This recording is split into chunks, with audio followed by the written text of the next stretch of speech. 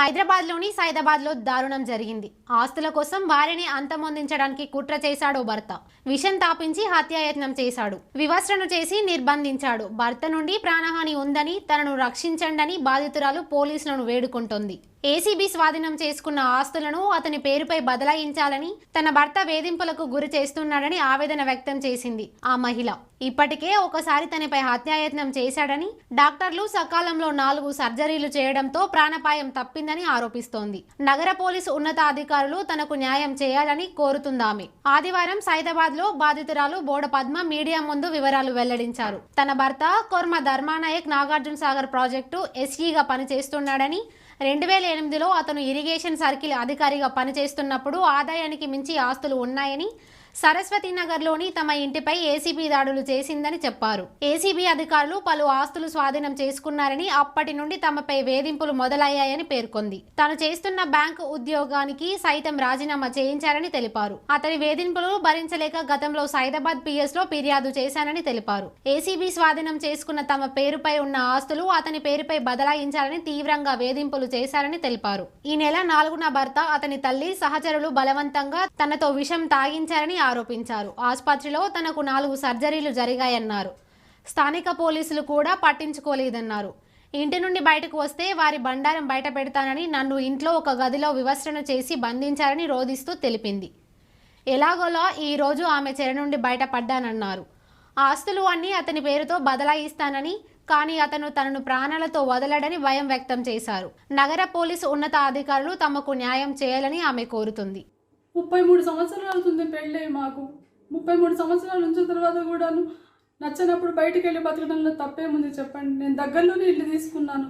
మా అబ్బాయిని చూసుకునే విధంగా ఉండాలని చెప్పేసి ఒక్కరోజే ఉన్నాను సార్. నేను అక్కడ ఒక్కరోజు ఉన్నంత మాత్రాన ఒక్క రోజులో నేను ఎవరిని ఉంచుకున్నట్టు అయిపోతుంది చెప్పండి. అతని పరువు కోసం అని చెప్పేసి నన్ను ఇంత హీనంగా, నీచంగా, చాలా ఘోరంగా అవమానించారండి. అవమానం అంటే అసలు మనకు ఆడటానికి పుట్టడం తప్పైపోయింది. అసలు పుట్టకూడదు. అసలు చాలా చాలా ఘోరంగా అవమానం చేస్తారు నన్ను. చాలా అంటే చాలా అసలు చెప్పుకోలేని విధంగా అవమానం చేశారు.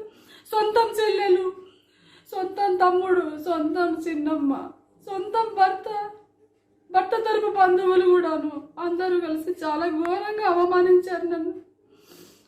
చాలా అంటే చాలా రకంగా. ఎస్సీ అండి, నాగార్జున సాగర్లో ఎస్సీగా పనిచేస్తున్నాడు. అతనికి బయట మంచి పేరు ఉంది. ఇటువంటి వ్యక్తికి ఈ వయసులో భార్య బయటకు వెళ్ళిపోయిందంటే ఇన్సల్ట్ ఫీల్ అవుతారని చెప్తే, ఉంటే నాతోటే ఉండాలి, లేకపోతే బయటకు వెళ్తే చనిపోవాలని చెప్పేసి ఒకటి పెట్టుకున్నారు సార్. వాళ్ళ ప్రాపర్టీస్ వద్దు, వాళ్ళ బంగారము వద్దు, వాళ్ళ ఆస్తులు వద్దు, ఏమీ వద్దు సార్. నేను మీడియా ముఖంగా తెలియజేస్తున్నాను. ఎందుకంటే మళ్ళీ మాట మార్చాను. నేను ఏసీబీ వాళ్ళకు కూడా చెప్తున్నాను, ఆ ప్రాపర్టీస్ నాకు వద్దు సార్, నాకు వద్దు. ఎందుకంటే నా ప్రాణానికి వచ్చిన ప్రాపర్టీస్ నాకెందుకు సార్? అవి నాకు వద్దండి. నాకు ఆ ప్రాపర్టీస్ ఏమొద్దు. నాకు వచ్చే రెంట్ అమౌంట్ మీద లేకపోతే నేను తెలియదు సార్. నాకు తెలియదు సార్. వాళ్ళకు వాల్యూ కట్టడానికి అని చెప్పేసి ఇన్కమ్ ట్యాక్స్ కూడా అటాచ్ చేశారు. ఆ కేసు కూడా నా పేరు మీదనే ఉన్నాయి సార్. రీసెంట్గా ఒకటి ఇన్కమ్ ట్యాక్స్ కట్టడానికి అని చెప్పేసి ఒక ప్రాపర్టీ తెలియక మాకు అమ్మేశాం సార్. అమ్మేయడం వల్ల కూడాను, దానివల్ల కూడా నన్ను తీసుకెళ్లేసి ఒక రోజు నన్ను చెంచలు జైల్లో కూడా ఉంచారు. ఇతని ప్రాపర్టీస్ వల్ల నేను సుఖపడింది ఏమున్నది చెప్పండి సార్? నాకు చెప్పండి. ఒక ఇంత పెద్ద పొజిషన్లో ఉన్న ఒక ఎస్సీ భార్యకి ఇంత సెక్యూరిటీ లేకుండా ఉంటే నార్మల్ పీపుల్కి ఎలా యూజ్ అవుతారు చెప్పండి సార్? మాది లంబాడీ క్యాస్ట్ కాబట్టి ఈ క్యాస్ట్లో ఉన్న వాళ్ళకు ఇంకొకసారి ఇలాంటివి జరగకూడదు. ఉంటే భర్తతోటే ఉండాలి, లేకపోతే చచ్చిపోవాలని చెప్పేసి ఒక శాసనం అన్నట్టు వీళ్ళు చేస్తున్నది. ఇంకెక్కే ఆడది కూడాను ఇట్లా బయటికి వెళ్ళి స్వతంత్రంగా బతకకూడదు అని చెప్పేసి వాళ్ళ మాటల్లోనే నాకు తెలిసిపోయింది. నన్ను ఆదర్శంగా తీసుకొని అందరు ఆడవాళ్ళు లేచిపోవడానికి ట్రై చేస్తారట సార్. లేచిపోయేది ఉంటే ఎప్పుడో వయసులో ఉన్నప్పుడు లేచిపోతాను, ఉద్యోగంలో ఉన్నప్పుడు లేచిపోతాను. కానీ ఈ వయసులో నా పిల్లలు పెద్దగా అయిపోయిన తర్వాత ఇప్పుడు లేచిపోయి ఏం చేస్తాను సార్? నేను లేచిపోయినా ఎంత దూరం వెళ్ళిపోతాను సార్? నేను చెప్పండి. కబ్జా కొరలో చిక్కుకున్న గచ్చిబౌలి గ్రామ శ్మశాన వాటికను పలువురు బీజేపీ నేతలు సందర్శించారు. శ్మశాన వాటిక కబ్జా చేస్తున్న విషయాన్ని స్థానిక గ్రామ నేతలు తోట్ల భరత్ కుమార్, జైహింద్ యాదయ్య, బాలరాజు, అసోసియేషన్ అధ్యక్షుడు గడ్డం రాజులింగం, గడ్డం పరిసరం తదితరులు షేర్లింగంపల్లి నియోజకవర్గం బీజేపీ ఇన్ఛార్జ్ రవికుమార్ యాదవ్ దృష్టికి తీసుకువచ్చారు. అదేవిధంగా సర్వే నెంబర్లో 136లో జరుగుతున్న భూ కబ్జాల గురించి కూడా తెలియజేశారు.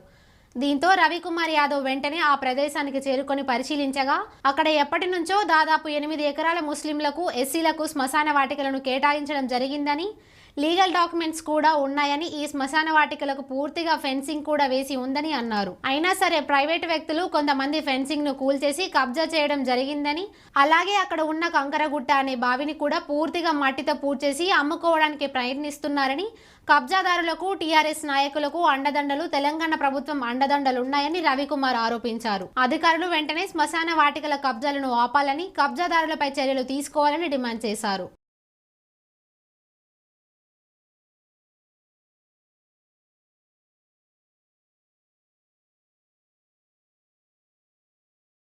సమాజంలో ఎదుర్కొంటున్న వివిధ సమస్యలకు టెక్నాలజీ ఆధారంగా పరిష్కారం చూపేందుకు Telangana information technology association TITA ఆధ్వర్యంలోని సాఫ్ట్వేర్ ఇంజనీర్లకు ముందుకు రావడం అభినందనీయమని తెలంగాణ రాష్ట్ర వ్యవసాయ శాఖ మంత్రి సింగిరెడ్డి నిరంజన్ రెడ్డి అన్నారు. IT for society understand problem and statement అనే థీమ్ తో టీటా గ్లోబల్ ప్రెసిడెంట్ సందీప్ మక్తాల సారథ్యంలోని యువ ఇంజనీర్లు తమ సింపోజియంను వేదికగా చేసుకోవడం ఆహ్వానించదగ్గ పరిణామమని మంత్రి పేర్కొన్నారు. టీ హబ్ లో నిర్వహించిన టీటా గ్లోబల్ సింపోజియంను మంత్రి ప్రారంభించారు. ఈ సందర్భంగా ఆయన సాఫ్ట్వేర్ ఇంజనీర్లను ఉద్దేశించి ప్రసంగించారు. ఈ కార్యక్రమంలో MLC Banda Prakash, JNTU rector Govardhan, iHub chairman doctor Kalpana, lieutenant colonel Bhikshapathi, KIMS ఆసుపత్రికి చెందిన డాక్టర్ ప్రత్యూష, నిమ్స్ తరపున విచ్చేసిన రమేష్ మార్తా, టీటా గ్లోబల్ ప్రెసిడెంట్ సందీప్ మక్తాల తదితరులు పాల్గొన్నారు.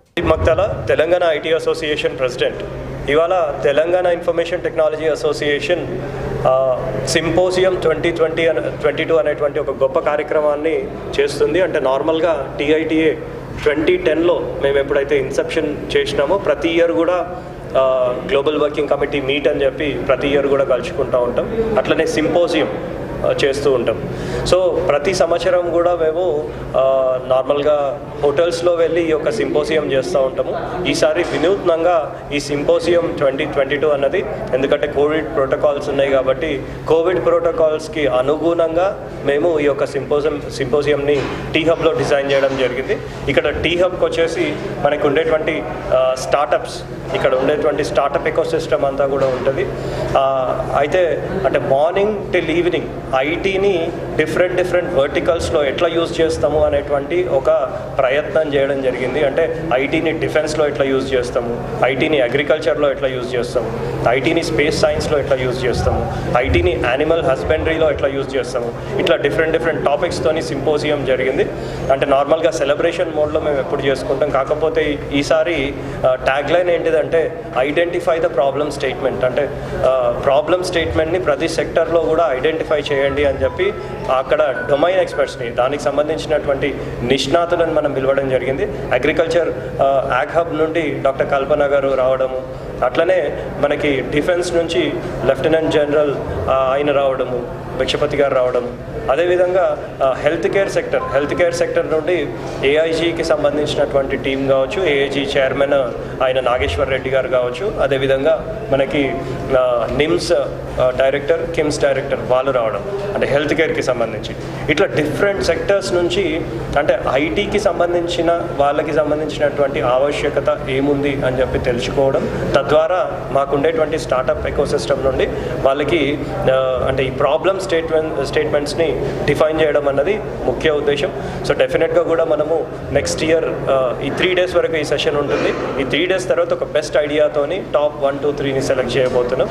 సో నెక్స్ట్ ఇయర్ వరకు ఇంకో మంచి కార్యక్రమం చేస్తామని చెప్పి మనం అనుకుంటా ఉన్నాం. Thank you so much. Jaibhim cinema తరహాలో ఓ ఎస్సీ మహిళపై లాఠీ కాఠిన్యం. చిత్తూరులో దొంగతనం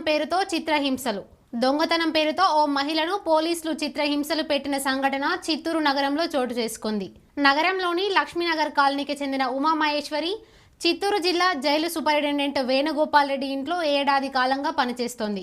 వేణుగోపాల్ రెడ్డి ఇంట్లో 2 లక్షల నగదు కనిపించకపోవడంతో పని మనిషి ఉమామహేశ్వరిని ప్రశ్నించారు.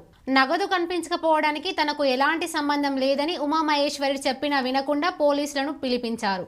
ఈ నెల 18న చిత్తూరు 1 టౌన్ పోలీస్ స్టేషన్కు తనను పిలిపించి చేతి వేలిముద్రలు తీసుకొని పంపించారని ఉమామహేశ్వరి మీడియా ప్రతినిధులకు తెలిపారు. అనంతరం 19న తమను మళ్లీ పోలీస్ స్టేషన్ కు పిలిచి ఒక మగ మరొక మహిళా కానిస్టేబుల్ తన కాళ్ళు చేతులు కట్టిపడేసి లాఠీలతో తీవ్రంగా కొట్టినట్లు చెప్పింది. స్పృహ కోల్పోయే వరకు తనను పోలీసులు కొట్టారని ఆమె తెలిపారు. అనంతరం సిఐ దగ్గర నన్ను హాజరుపరచగా ఆయన నాకు చెప్పిన మాట, నీ వేలిముద్రలు మ్యాచ్ కాలేదు, ఈ దొంగతనంతో నీకు సంబంధం లేదని మాకు తెలిసింది, నిన్ను వదిలిపెడతాం కానీ నిన్ను కొట్టినట్లు ఎవరికి చెప్పొద్దు, ఎంత డబ్బు కావాలన్నా ఇప్పిస్తాను అని చెప్పారు. మళ్ళీ సిఐ ఎదుటే నన్ను కొట్టి తరువాత తనను పోలీసులు విడిచిపెట్టారని ఆమె మీడియాకు వివరించింది. తీవ్ర గాయాల పాలైన ఉమామహేశ్వరి అస్వస్థతకు గురి కావడంతో ఆమె భర్త, తల్లి ఆమెను ప్రభుత్వ ఆసుపత్రికి తరలించారు. ఎస్సీ కులానికి చెందిన తనను పలుమార్లు కులం పేరుతో పోలీసులు దూషించారని ఆమె ఆరోపించారు. 9 గంటలకు మళ్ళీ రా అని చెప్పినారు. మళ్ళీ మేము పోయినాము. మళ్ళీ పోతే 12 గంటలకు పోయినాము. 12 గంటలకు పోతే మళ్ళీ ఎస్ఐ వాళ్ళు కొంచెం మాట్లాడినారు, కూర్చోబెట్టమన్నారు. కూర్చొని మళ్ళీ ఆయాలకి ఒక ఆయన వచ్చినాడు. వచ్చి ఒక రూమ్లో కూర్చోబెట్టినారు. ఆ రూమ్కి నేరుగా వచ్చినాడు ఆయన. వచ్చిన వెంటనే, నువ్వు ఇంతకుముందు నిన్ను చూసిన్నాను ఏడో అట్లా, నేను ఇంతకుముందు ఏడ రాలేదు సార్, ఇదంతా ఇది నేను ఫస్ట్ వస్తూ ఉండేది అట్లా అన్నాడు. లేదు, నేను లాడ్జి నుంచి పిలుచుకొని వచ్చిన 4 సార్లు, నేను అబద్ధాలు చెప్తావు అట్లా అన్నాడు. లేదు లేదని చెప్పినాను. దొంగతనం డబ్బు తీసుకొని ఎవరి దగ్గర ఇచ్చి పంపించేసినావా, మిండవాడి దగ్గర, మీ అమ్మ దగ్గర ఇచ్చి పంపించేసినావా, మీ ఇంటి దగ్గర ఇచ్చి పంపించేసినావా అట్లా నుంచి చెడ్డ మాటలు లంచ్లో మీ వాళ్ళంతా ఇట్లే జాతి వాళ్ళంతా అట్లా అనేసి మాలోళ్ళకి ఇదే పని, ఈ లాడ్జిలో దిగే లేకుండా ఆడిపోయిన వద్దని కూడా వచ్చేదానికి డబ్బులు అట్లా అనేసి అట్లా చేతులతో అంతా మూతి పైన చెవుల పైన అంతా కొట్టినాడు. కొట్టేసి మళ్ళీ షూ కాలుతో లాఠీలతో ఇదంతా లాఠీలతో మళ్ళీ పంపి పెట్టేసి చేయి కట్టేసి ఆడంతా కాలుతో లాఠీలు కొట్టినాడు సార్. నేను లేదనేసి కూడా అడుక్కున్నాను. దేవుడు సార్ ఎత్తలేదు సార్, నేను అట్లనేసి కూడా అడిగినాను సార్. నన్ను వదిలేదు సార్. కొట్టేసి మళ్ళీ లాక్కొని సీఏ దగ్గర పిలుచుకొని పోయినారు. ఆడిపోతే ఆడు కూడా ఆయన ముందు కూడా కొట్టినారు సార్. ఆడు కూడా లాఠీలో మళ్ళీ కొడతా ఉంటే నన్ను అడిగితే లేదు సార్ నిజంగా నేను మళ్ళీ ఆ సార్ చెప్పినాడు, లేదు మా మేము ఇళ్ళకి నీకు కొట్టాలి, జైల్లో పెట్టాలి కొంచెం అవదు, నీది ఇంతవరకు ఏ ప్రూఫ్ దొరకలేదు, మాకి ఫింగర్ ప్రింట్ నిన్ను తీసుకొని పోయినాం కదా, నీది మ్యాచ్ అవ్వలేదు, నువ్వు లేదనేసి మాకు కన్ఫర్మ్ తెలిసిపోయింది. సరే వదిలేమ్మా, పొరపాటు ఆయన కొట్టేసి ఉంటాడు, వదిలే మర్చిపోవు, ఇంకా అదంతా సహజమే, నీకు కావాలంటే ఎంత డబ్బునా కట్టిస్తాము, హాస్పిటల్ కావాలంటే మేము ఫ్రీట్లు చూపించి కూడా చేస్తాము అట్లా అనేసి రాత్రి 11 వరకు ఆడబెట్టుకొని కొట్టారు సార్. కొట్టేసి మళ్ళీ పంపించినారు సార్ వాళ్ళు.